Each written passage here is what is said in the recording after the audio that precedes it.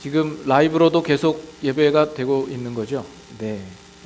오늘 보니까 마스크 쓰신 분이 딱 한 분 계시네. 저도 이제 쓰고 오려고 하다가 마이크 때문에 못했는데, 여러분께서 혹시라도 이제 마이크 쓰는 것이 익숙치 않고 또 미국에서는 조금 그러면 더 의심받기 때문에 눈치 보이시는 분이 있을지 모르겠습니다. 그러나 여러분들이 자유롭게 그것이 또 여러분에게 더 안전하게 하실 수 있다고 생각되시는 분들은 얼마든지 가지고 오셔서 착용하실 수 있도록 하면 좋겠습니다.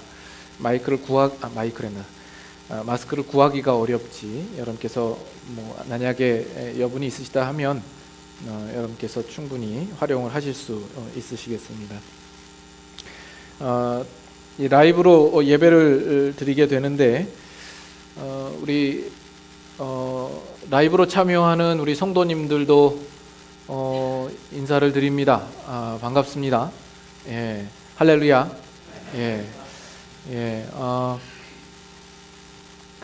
제가 2주 동안 집에 있으면서 가족과 함께 예배를 드리는데, 그게 참 쉽지가 않습니다.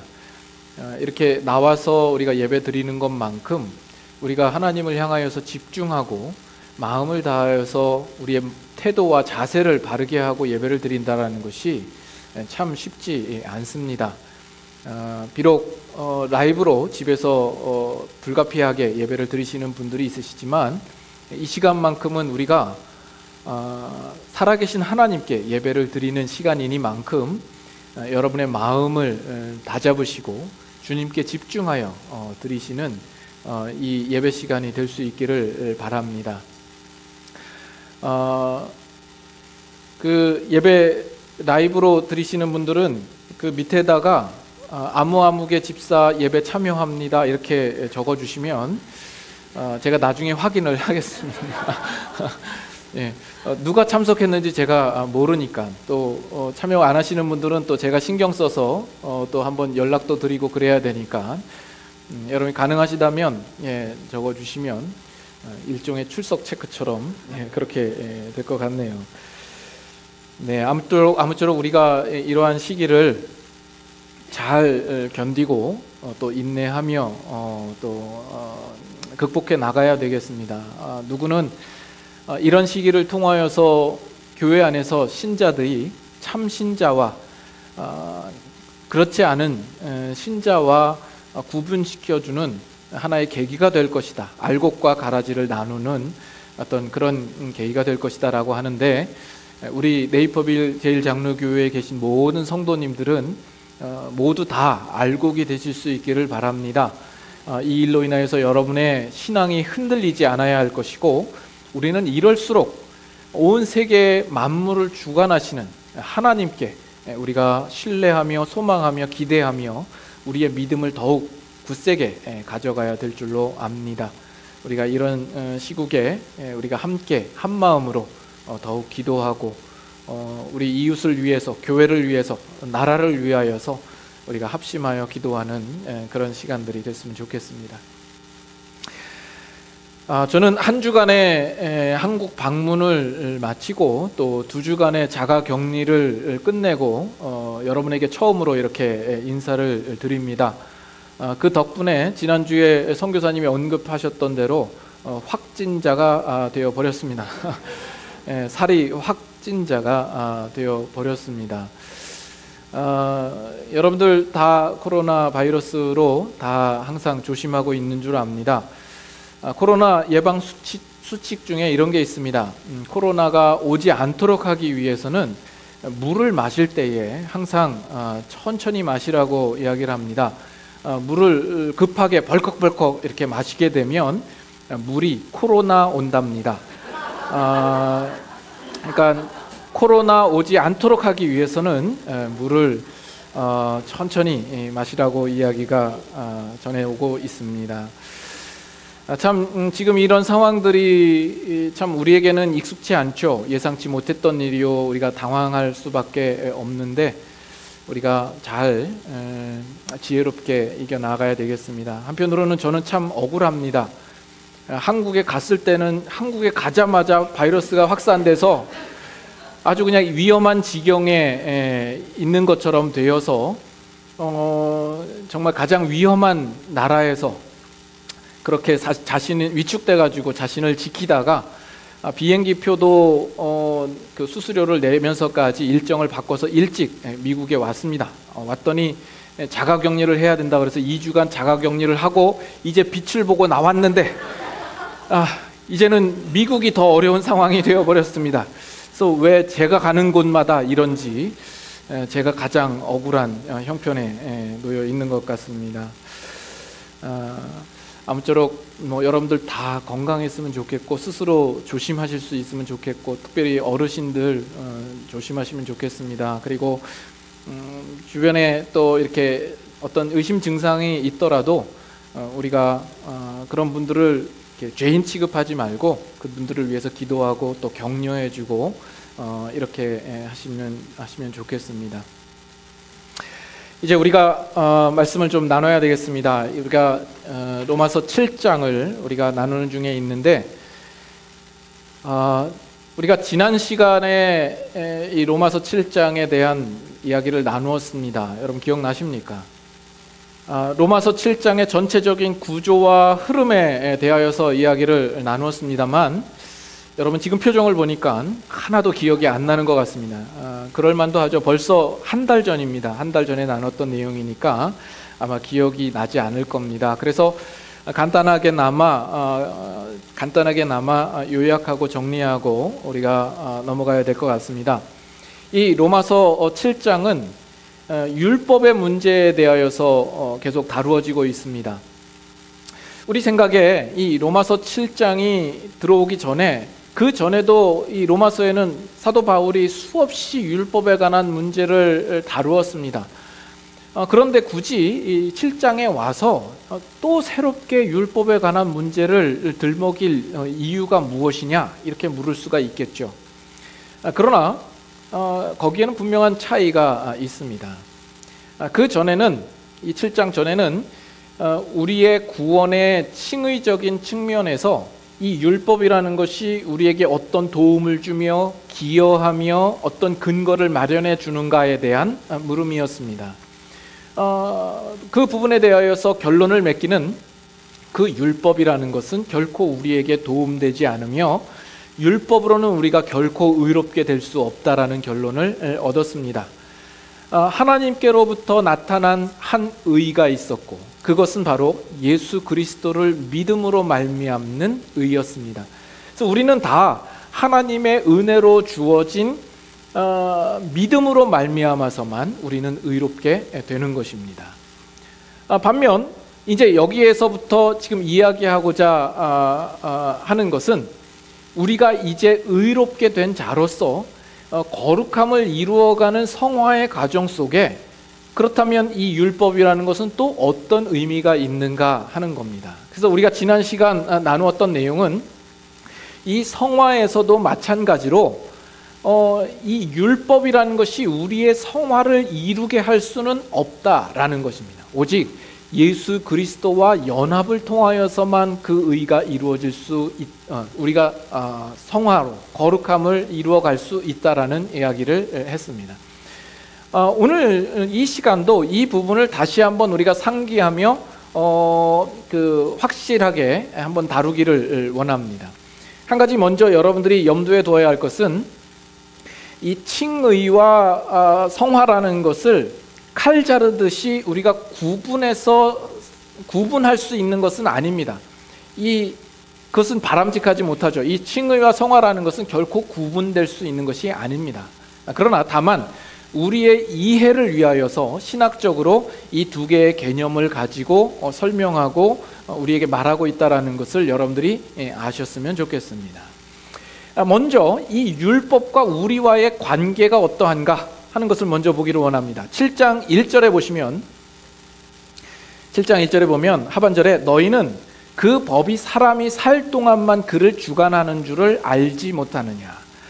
지금 여기에서 그 법이라는 것이 이 문장의 주체가 됩니다. 그것이 주어가 되고 이 법이라는 것이 사람을 주관한다라고 이야기합니다. 그래서 이 율법을 하나의 어떤 의인화시켜서 표현하고 있는 것을 우리가 보게 됩니다.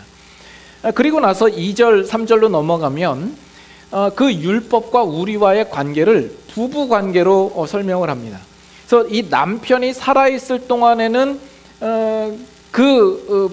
법으로 말미암아 그 남편에게 매여 있을 수밖에 없지만 그 남편이 죽게 되면 남편으로부터 자유하게 된다라는 겁니다. 그래서 이 죽음을 통하여서 우리는 율법으로부터 자유함을 얻고 율법과 상관없는 자가 되었다 하는 이야기를 하는 겁니다. 자, 근데 오늘 본문에서 재밌는 게 있습니다. 나중에 들어보시면 또 저만 재밌을지 모르겠습니다만 재밌는 게 뭐냐면 여러분들이 이 본문을 그냥 대충 읽으면 발견할 수 없을 만한 내용인데 엄밀하게 따져서 보면 거기에는 분명한 어떤 차이가 있습니다. 뭐냐 하면 여러분 2절 3절에 보면 2절 3절에 남편이 나오고 그 남편이 있는 여인이 나오고 또 다른 남자가 나옵니다. 우리가 요거를 좀 단순하게 바라볼 때 여기 남편은 누구라고 우리가 말할 수 있겠습니까? 율법이죠. 남편은 율법입니다. 그러면 남편이 있는 여인, 그 아내는 누구입니까? 그렇죠. 우리입니다. 그러면 다른 남자는 누구죠? 예수님입니다. 자, 그런데 거기에서 누가 죽었다라고 나옵니까? 그렇죠. 남편이 죽었습니다.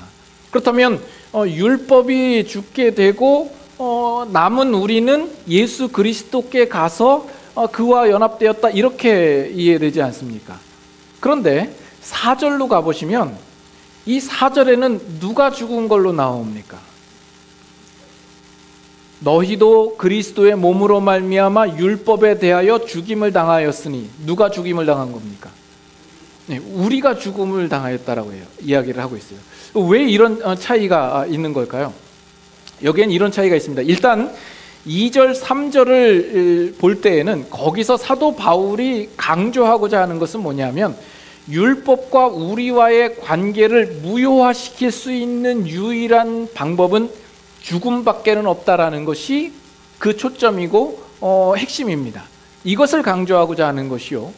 4절에 가면 그러나 사도 바울이 엄격하게 말할 때 그렇다고 해서 율법이 죽었다라고는 이야기할 수 없는 겁니다.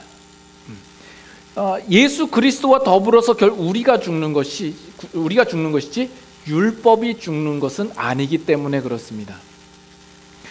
이 율법이라는 것은 7장 13절에 보면 율법은 거룩하고 선하고 의로운 것이다라고 이야기를 합니다. 하나님께서 주신 것이죠. 근데 그 율법이 죽었다라고는 사도 바울이 결코 표현하고 있지 않는 겁니다. 율법이 무용지물이 되는 것은 아닌 겁니다. 우리가 이제 율법으로부터 율법이 우리를 주장하지 못한다는 것이지, 이제 우리가 율법 없이 우리가 무법자가 된다라는 이야기는 아닌 것이 되는 겁니다. 그래서 우리의 구원에 대하여서 다시 한번 이야기를 하면 우리는 하나님의 은혜로 구원을 얻지 율법으로 말미암아 우리가 구원을 얻는 것이 아닙니다. 그렇다고 한다면 그럼에도 불구하고 우리가 율법을 주목해야 되는 이유는 어디에 있습니까? 우리는 왜 율법을 주목해야 합니까? 율법이 우리를 의롭게 하지 못하고 우리를 구원하지 못하는데 왜 그럼에도 불구하고 율법을 주목해야 하는가 하는 겁니다. 이 율법을 주신 이는 하나님이십니다. 그리고 이 율법은 의롭고 거룩하고 선한 것입니다. 이 율법을 주셨을 때에는 이 율법이 담고 있는 내용이 있습니다. 그러면 그 율법의 내용을 만족시키는 것이 필요합니다.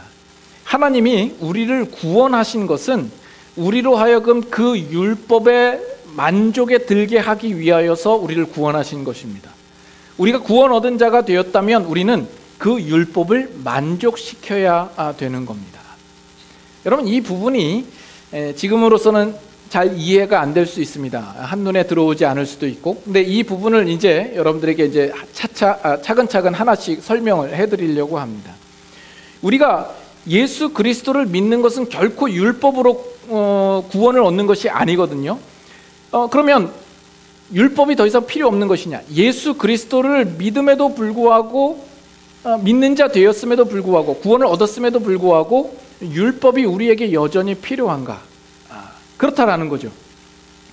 율법은 여전히 우리에게 유효해서 우리가 거룩한가 거룩하지 아니한가, 우리가 하나님의 뜻대로 사는가 살지 못하는가를 우리에게 분명하게 보여주는 하나의 눈금처럼 우리에게 오고 있는 겁니다. 다만 이 율법이 우리를 거룩함으로 인도하지 못, 거룩함을 이루어주지는 못하는 겁니다.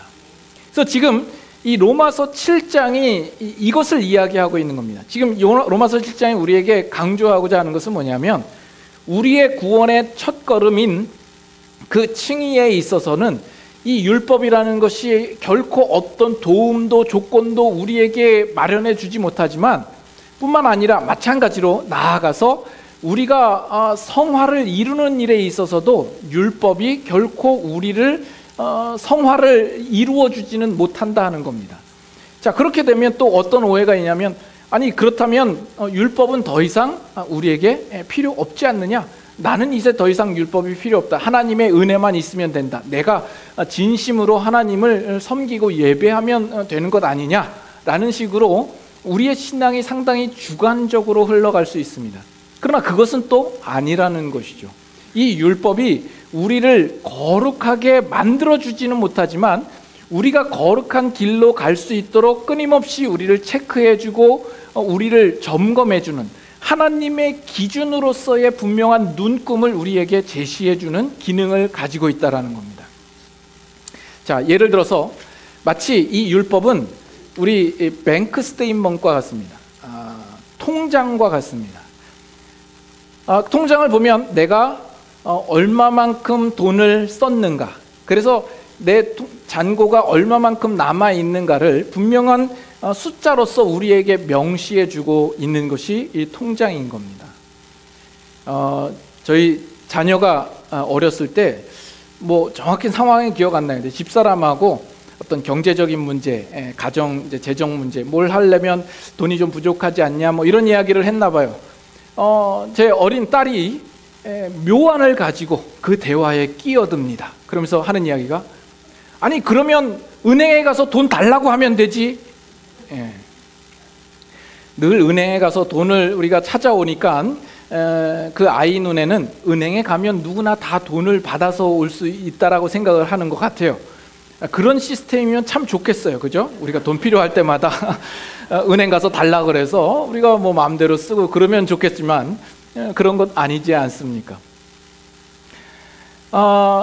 은행이 우리에게 돈을 벌어다 주지는 않습니다. 우리에게 돈을 만들어주는 곳은 아닙니다. 그것이 은행의 본질적인 기능이 아닌 것이죠. 종종 주위 사람들을 보면 이 재정, 경제관념이 없는 사람들이 있습니다. 그래서 돈이 들어오면 흥청망청 쓰는 것이죠. 뒷일은 생각하지 않고 일단 쓰고 보자 하는 사람들이 있습니다. 그러나 이 은행 스테이트먼트, 이 통장에는 내가 지금 전체 그 소유의 얼마를 가지고 있는가, 내 잔고가 얼마인가라는 것을 분명하게 우리에게 제시해주고 있죠. 마치 율법이 그런 기능을 가지고 있는 겁니다. 이 율법을 통해서 인간이라는 나 자신이 얼마나 마이너스인가, 내가 얼마나 빚진 자인가, 내가 스스로 힘쓰고 노력하더라도 이것을 다 갚을 수 없는 자인가 하는 것을 우리에게 분명히 보여주는 겁니다.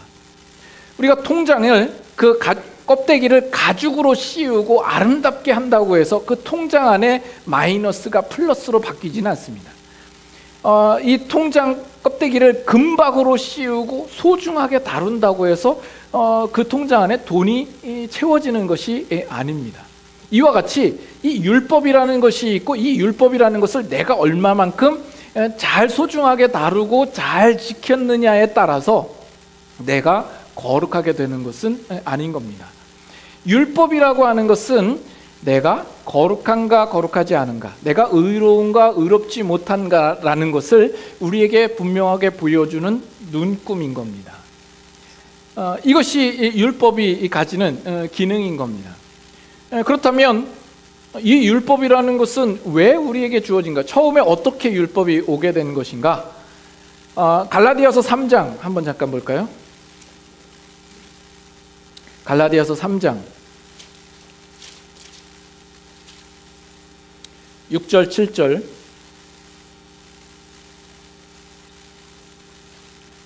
갈라디아서 3장 6절 7절. 자, 제가 한번 읽겠습니다. 아브라함이 하나님을 믿음에 그것을 그에게 의로 정하셨다 함과 같으니라. 그런즉 믿음으로 말미암은 자들은 아브라함의 자손인 줄 알지어다. 11절로 갑니다. 또 하나님 앞에서 아무도 율법으로 말미암아 의롭게 되지 못할 것이 분명하니 이는 의인은 믿음으로 말미암아 살리라 하였음이라. 자, 다시 한번 이야기합니다. 아브라함이 믿음으로 말미암아 의롭다함을 얻었습니다. 그리고 이것은 믿음으로 의롭다는 자들로 아브라함이 그들의 조상이 되게 한 겁니다.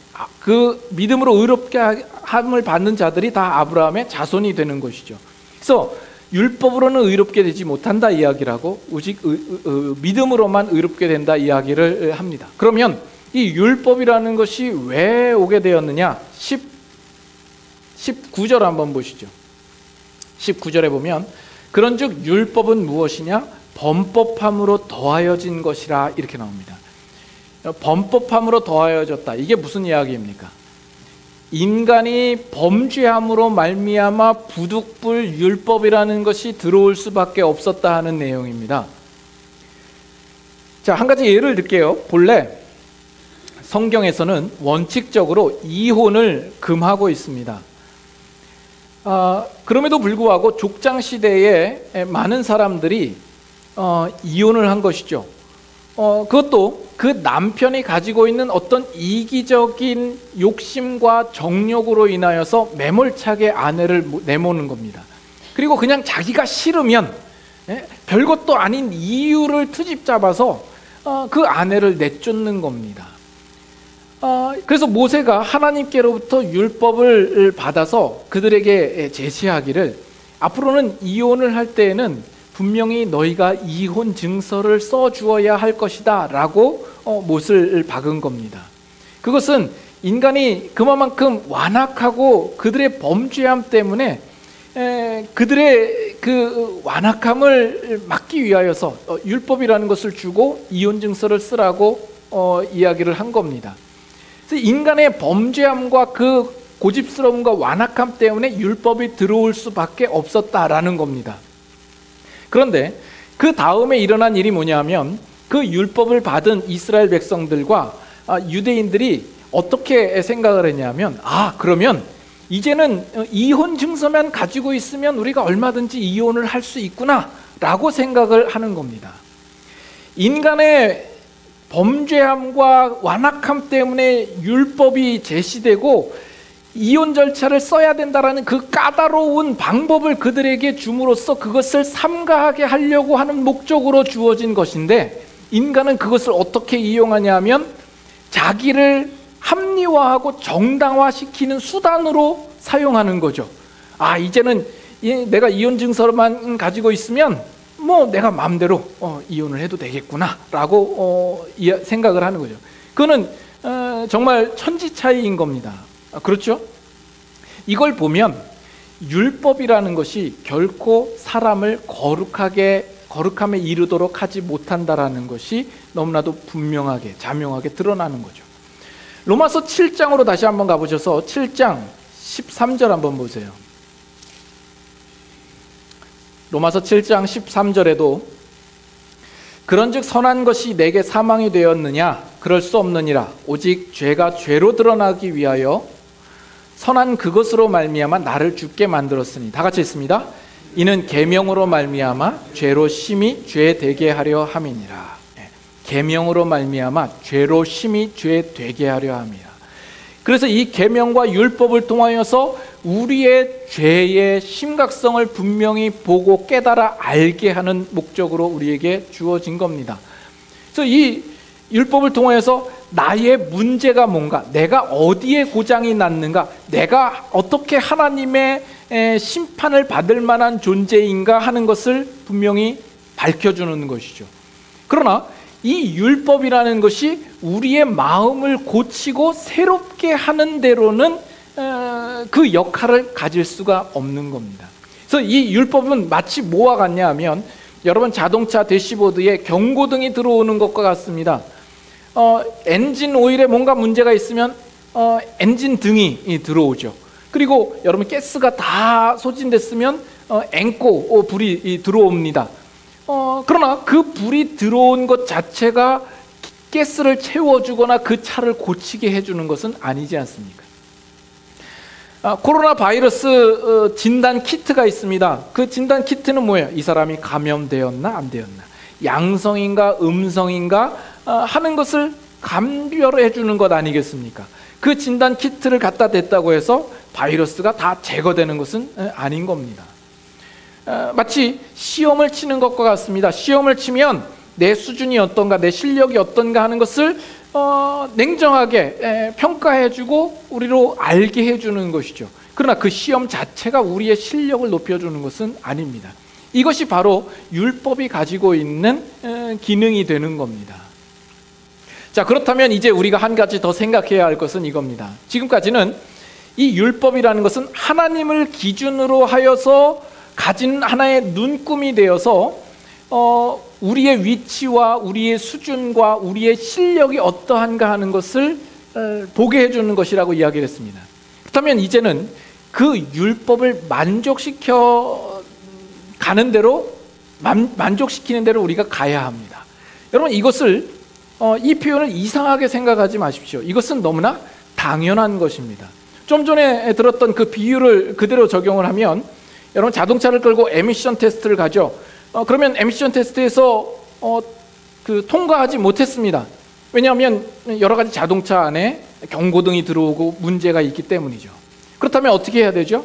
집에 가서 이것을 수리해 가지고 에미션 테스트를 통과할 만하게 차를 고쳐서 와야 되는 겁니다. 그렇죠? 그 테스트에 만족할 만하게 바꿔야 되는 것이 맞습니다. 바이러스 진단 키트를 통해서 내가 양성 반응이 있다. 그러면 어떻게 해야 돼요? 집에 가서 격리하면서 내 스스로 몸을 추스리면서 약을 먹으면서 회복되고 치유해서 결국엔 다시 그 진단 키트를 통해서 내가 양성이 아니라 음성이라는 것을 확정받아야 되는 겁니다.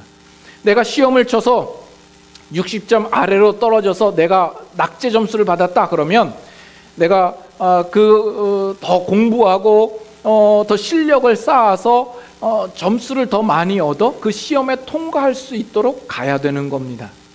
그래서 우리가 율법이 우리에게 분명하게 우리의 실력과 수준을 적나라하게 보여줬다라고 한다면, 이제는 거기에 미치지 못하는 내가 그 율법을 만족시키는 자리까지 가야 되는 것이 맞습니다. 자, 근데 문제는 그러면 어떻게 우리가 율법을 만족시킬 수 있겠냐라는 것이죠. 그것은 율법을 통하여서가 아니라 오직 예수 그리스도를 통하여서 가능하다. 이것이 로마서 7장 전체가 우리에게 이야기하고 있는 가장 핵심적이고 중요한 내용이 되는 겁니다. 그래서 4절을 보면, 이 4절에 우리가 예수 그리스도께 가서 그로 말미암아 우리는 하나님의 바라시는 그 열매를 맺어드릴 수 있다 하는 이 이야기를 지금 하고 있는 겁니다. 왜 우리가 율법을 짝해서는 안 되고 예수 그리스도와 연합되어야 되는 겁니까? 율법과 짝하는 것과 예수 그리스도와 연합되는 것과의 그 차이는 무엇입니까? 거기에는 분명한 차이가 있습니다. 먼저 우리가 마태복음 5장 한번 가보실까요? 마태복음 5장 17절부터 봅니다. 마태복음 5장 17절부터. 자, 제가 한번 읽겠습니다. 2절 제가 읽을게요. 내가 율법이나 선지자를 폐하러 온 줄로 생각하지 말라. 폐하러 온 것이 아니요 완전하게 하려 함이라. 진실로 너희에게 이르노니 천지가 없어지기 전에는 율법의 1.1획도 결코 없어지지 아니하고 다 이루리라 말씀합니다. 자, 예수님께서 이 땅에 오신 것은 율법을 폐하기 위하여서 오신 것이 아니다라고 이야기를 하죠. 율법을 완전하게 하기 위하여서 오셨다라는 겁니다. 그래서 우리가 예수님을 믿는다고 해서 율법을 폐기 처분한다? 이것은 성경과 분명히 상반되는 내용입니다. 예수님께서 율법을 완성하러 오셨다라는 것은 거기에는 이런 의미도 있습니다. 예수 믿는 우리로 하여금 그 율법의 요구에 만족시키도록 하시기 위한 목적으로 예수님께서 오셨다라는 겁니다. 그렇죠? 그러면 어떻게 해야 됩니까? 근데 20절 한번 보세요. 20절 한번 같이 읽어보겠습니다. 내가 너희에게 이르노니 너희 의와 서기관과 바리새인보다 더 낫지 못하면 결코 천국에 들어가지 못하리라. 여러분, 이 말씀을 여러분 진지하게 한번 생각해 봐야 됩니다. 우리 의가 바리새인과 서기관의 의보다 낫지 못하면 결코 천국에 들어가지 못한답니다. 여러분에게 물어보십시다. 여러분들은 바리새인과 서기관의 의보다 나으세요? 여러분, 이게 아니면 우리 결코 천국에 들어갈 수 없대요. 그러면 이 문제를 우리가 해결해야 될 것 아닙니까? 바리새인과 서기관의 의라는 건 어떤 거예요? 그들은 율법을 아주 철저하게 지킵니다. 그들이 율법을 지키는 것보다 우리는 더 철저하게 지켜야 된다라고 한다면 가능할까요? 어림도 없습니다. 우리가 어떻게 그 사람을 따라갑니까? 네, 그러면 바리새인과 서기관의 의보다 우리는 어떻게 나을 수 있냐라는 거예요. 먼저 이 바리새인과 서기관의 의라는 것이 무엇인가라는 것부터 우리가 생각해 봐야 되죠. 이것을 우리가 쉽게 잘 알 수 있는 비유가 예수님께서 비유 드신 것 중에 바리새인과 세리가 성전에 올라가서 기도했던 그 내용, 여러분 잘 아시죠? 거기서 바리새인이 자기를 의롭다 여기고 뭐라고 이야기를 하냐면, 나는 저 토색 불이 가늠하는 세리와 같지 않음을 감사하게 여기나이다 라고 이야기를 합니다. 이것이 이 바리새인이 가지고 있는 의예요. 율법과 짝함으로써 가질 수 있는 최대한의 의라는 것은 이런 것밖에 없는 겁니다. 나는 저 사람과는 다릅니다. 내가 더 열심입니다. 내가 더 철저하게 잘 지켰습니다. 이것이 서기관과 바리새인이 가지는 의가 되는 거예요. 그것은 인간을 기준으로 해서 남보다 더 잘난 것이죠. 상대적으로 내가 더 우위를 점하는 것을 확인함으로써 나타내는 의가 되는 겁니다. 이것이 율법과 짝함으로써 가질 수 있는 최대한의 의라는 거예요. 그러나 여러분, 율법을 만족시킨다라는 것은 그 율법을 우리에게 요구하신 하나님의 요구를 만족시킨다라는 의미도 될 수 있습니다. 하나님께서 우리에게 바라시는 것은 하나님을 기준으로 했을 때의 의와 거룩입니다. 그것은 율법을 행함으로써 우리가 만족시킬 수 있는 것이 아니라 그것이 오직 예수 그리스도를 통하여서 예수 그리스도와 연합되어서만이 우리는 그 의를 만족시킬 수 있다라는 겁니다. 이해하시겠습니까? 그래서 이 바리새인과 서기관의 의라는 것은 철저하게 율법을 우리가 어떻게 지켰느냐, 그것을 지킴으로 말미암아 나는 저 사람보다 난 율법 더 잘 지켰죠? 어때요? 이만하면 됐지요? 하는 그 마음인 겁니다. 이러한 의로서는 결코 이 율법이 요구하는 또는 하나님이 우리에게 바라시는 그 수준과 내용으로는 결코 갈 수 없는 겁니다. 거기에는 거룩이라든지 생명이라든지 진리라든지 어떤 이런 것이 나올 수가 없고, 그 마지막에는 언제나 자부심과 자긍심과 자랑과 자기 의밖에 나올 수가 없는 겁니다. 우리가 오직 예수 그리스도 안에 있을 때만이 우리에게는 하나님을 만족시킬 만한 온전한 의가 들어올 수 있는 겁니다. 로마서 8장 3절 4절 여러분들이 한번 보시면 로마서 8장 3절 4절에 뭐라고 나와 있냐면 율법이 육신으로 말미암아 연약하여 할 수 없는 그것을, 율법이 우리의 육신이 약하기 때문에 율법을 우리가 온전히 만족시킬 수 없는 겁니다. 우리는 할 수 없습니다. 그것을 어떻게 하셨다고요? 하나님이 곧 자기 아들을 뭐라고 그랬어요?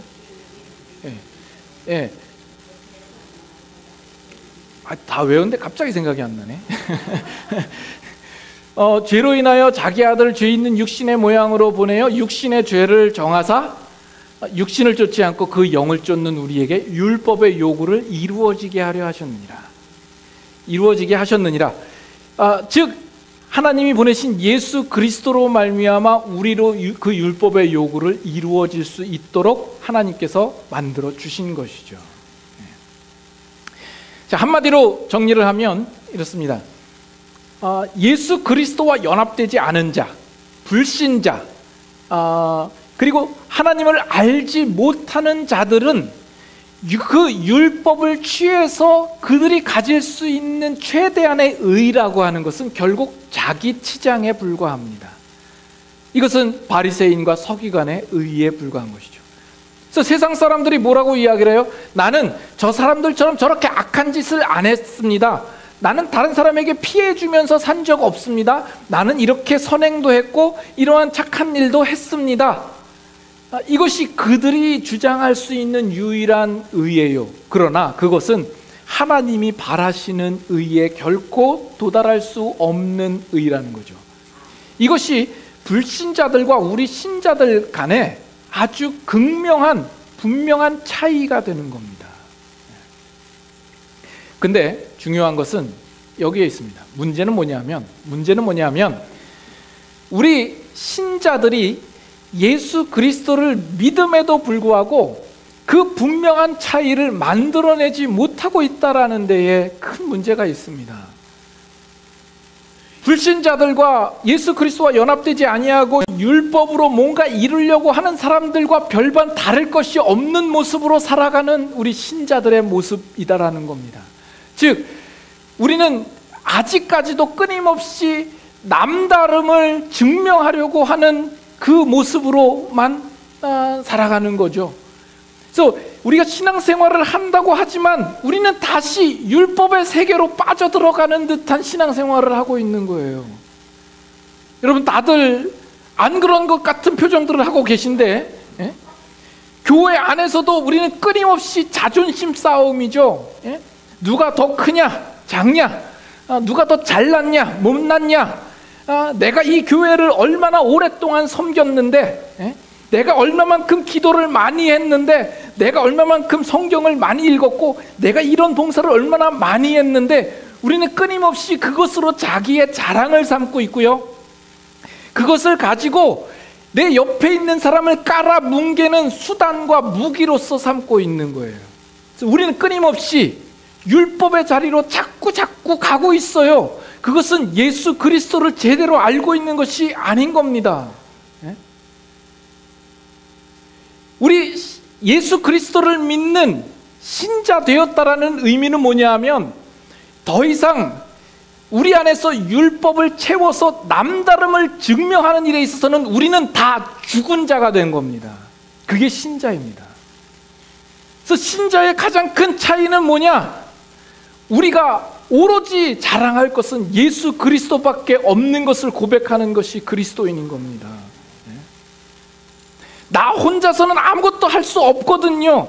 내가 아무리 힘쓰고 용써도 그 율법을 만족시킬 수 없고 실패할 수밖에 없는 존재인 거예요. 그런데 하나님께서 예수 그리스도를 보내셔서 그 예수 그리스도와 우리를 연합하여 묶은 겁니다. 그리고 죽으시고 다시 살아나셔서 우리로 새 생명을 있게 하시고 이제는 예수 그리스도의 의가 우리의 의가 되도록 하신 거예요. 그래서 우리로 하여금 그 율법을 만족시키게 하시고 하나님의 의에 합당하도록 우리를 인정해 주신 겁니다. 그래서 우리의 자랑이라고 하는 것은 이제는 내가 이제 사는 것은 내 안에 예수 그리스도께서 사시는 것입니다. 이것이 우리의 자랑이어야 돼요. 이것이 신자의 유일한 자랑입니다. 고린도전서 1장 한번 보시죠. 고린도전서 1장 30절 31절.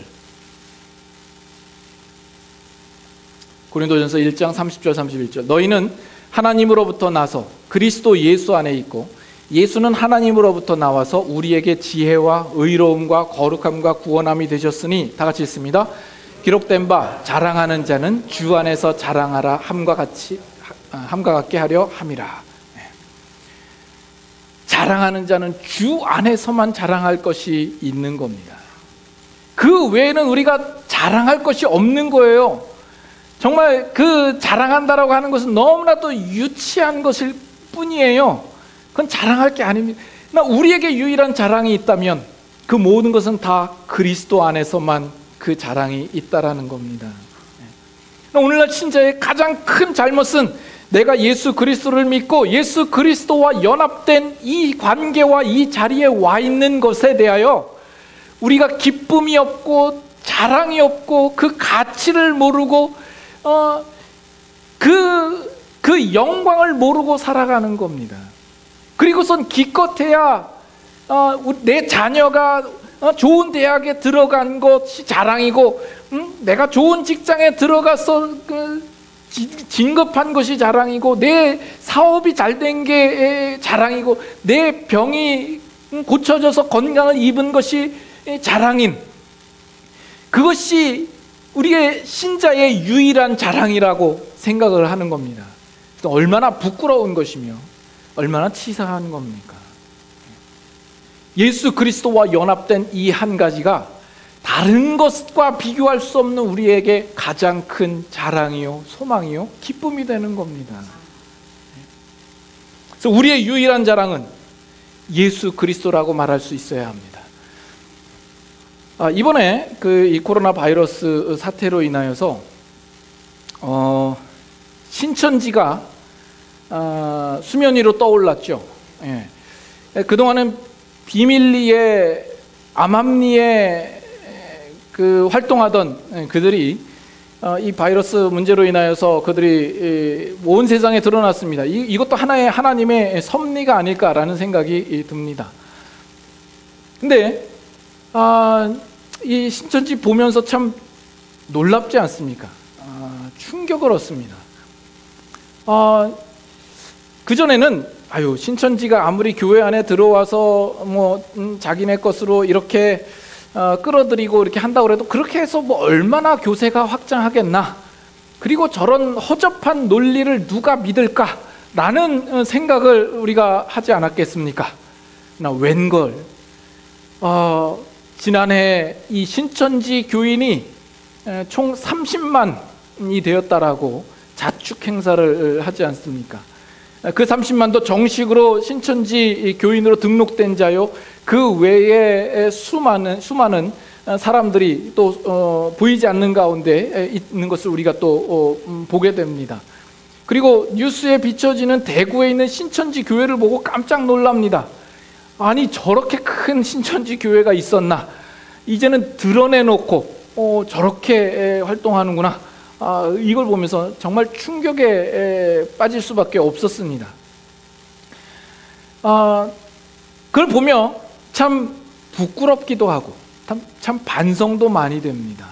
그동안 우리 한국 기독교 교회는 뭘 하고 있었나라는 생각이 드는 거죠. 우리는 신천지를 바라볼 때 이단이다, 거짓이다 이렇게 말하고, 그건 사실입니다. 그런데 그 거짓된 것을 위하여서 자기의 가정을 뒤로 하고 나오고 직장을 때려치고 나와서 그 헌신하고 그 전도를 위하여서 애쓰는 그 열정적인 그 신천지 사람들을 보죠. 반면 우리가 지금 믿고 있는 이 기독교와 이 복음이라는 것은 참이요 진리요 이 길밖에 없다라고 우리가 분명히 고백하고 확신합니다. 그런데 우리는 이 참되고 진리인 것을 위하여서 우리는 과연 뭘 했냐라는 겁니다. 우리는 너무나 나태하고 우유부단하고 게으르지 않았나 하는 생각이 드는 겁니다. 과연 그들은 무엇에 미쳐서 저토록 저런 일을 할까? 그리고 우리는 지금 무엇에 미쳐 있는 걸까? 여러분, 무엇에 미쳐 있습니까? 종종 옛말에 그런가요? 우리 종종 다른 사람 두고 이야기를 할 때도 야, 미쳐도 곱게 미쳐라 이렇게 얘기를 하는데, 저 미쳐도 정말 바른 일에, 또 올바른 일에, 참된 일에, 진리와 생명에 미친다면 그것처럼 좋은 것은 없을 겁니다. 우리는 우리의 자랑 대신 예수 그리스도에 미쳐야 됩니다. 사도 바울이 아그리빠 왕 앞에서 미쳤다라는 소리를 듣죠. 아그리빠 왕이 네가 미쳤구나. 그러나 그 소리에 대해서 사도 바울이 그걸 부끄럽게 여기거나 수치스럽게 여기지 않죠. 그 앞에서 사도 바울이 어떻게 자랑스럽게 얘기를 합니까? 당신뿐 아니라 여기에 있는 모든 사람들이 내가 지금 이렇게 결박된 것 외에는 다 나와 같이 되기를 바랍니다. 우리가 이 세상 앞에 이 자랑과 이 고백과 이 선포를 가지고 나아가야 하지 않겠습니까? 우리는 예수 그리스도에 미쳐도 좋은 사람입니다. 그래서 우리의 별명도 뭐예요? 그리스도인 아닙니까? 크리스찬, 우리는 그리스도인이라 이렇게 불려질 만한 사람인 겁니다. 한 구절만 보고 마칩시다. 로마서 8장, 우리가 늘 보던 말씀입니다만 다시 한번 봅시다. 로마서 8장 35절부터 39절. 로마서 8장 35절부터 39절 같이 교독하겠습니다. 누가 우리를 그리스도의 사랑에서 끊으리요? 환난이나 곤고나 박해나 기근이나 적신이나 위험이나 칼이랴. 기록된 바 우리가 종일 주를 위하여 죽임을 당하게 되며 도살당할 양같이 여김을 받았나이다 함과 같으니라. 그러나 이 모든 일에 우리를 사랑하시는 이로 말미암아 우리가 넉넉히 이기느니라. 내가 확신하노니 사망이나 생명이나 천사들이나 권세자들이나 현재일이나 장래일이나 능력이나 높음이나 깊음이나 다른 어떤 피조물이라도 다같이 우리를 우리 주 그리스도 예수 안에 있는 하나님의 사랑에서 끊을 수 없으리라. 여러분, 이 구절 속에서 발견하셨습니까? 35절에 보면 환난이나 곤고나 박해나 기근이나 적신이나 위험이나 칼이나 코로나 바이러스랴 나오죠.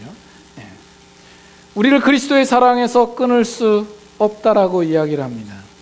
이 사도 바울의 확신에 찬 고백과 선포가 바로 저와 여러분들의 것이 동일하게 또한 되기를 소망합니다.